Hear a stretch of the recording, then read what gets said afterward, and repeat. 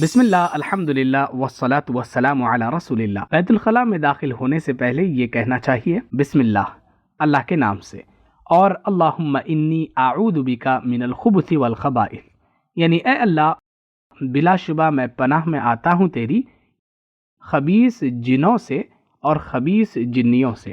چلیے اب لیتے ہیں اس کا لفظی ترجمہ۔ اللہم اے اللہ، انی بلا شبہ بے شک میں، انہو بے شک وہ، انہو انہم انکا انی، ٹھیک ہے، اعوذ میں پناہ میں آتا ہوں، بکا تیری، من سے، الخبث کیا ہے؟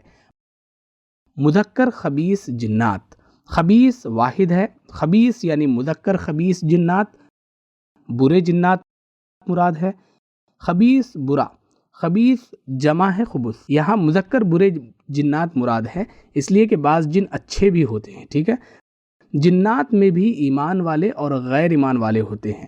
والخبائث مؤنث خبیث جنات، خبیثہ مؤنث ہے، خبیث خبیثہ، خبیثہ کی جمع ہے خبائث، تو خبث والخبائث یعنی مذکر خبیث جنات اور مؤنث خبیث جنات۔ قرآن کے مطابق انسان تو جنات کو نہیں دیکھ سکتے، لیکن جنات انسان کو دیکھتے رہتے ہیں۔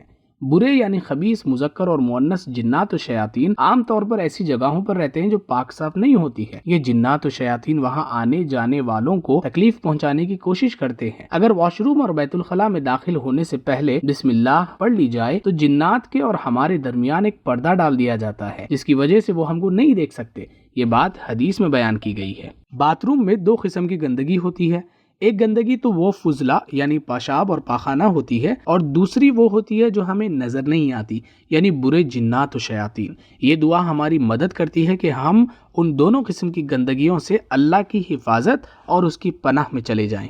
قرآن پڑھنے، تجوید سیکھنے اور قرآن سمجھنے سے متعلق ہمارے کورسز اور 1-to-1 سیکھنے کے لیے برائے کرم وزٹ کریں ہماری ویب سائٹ understandquran.com۔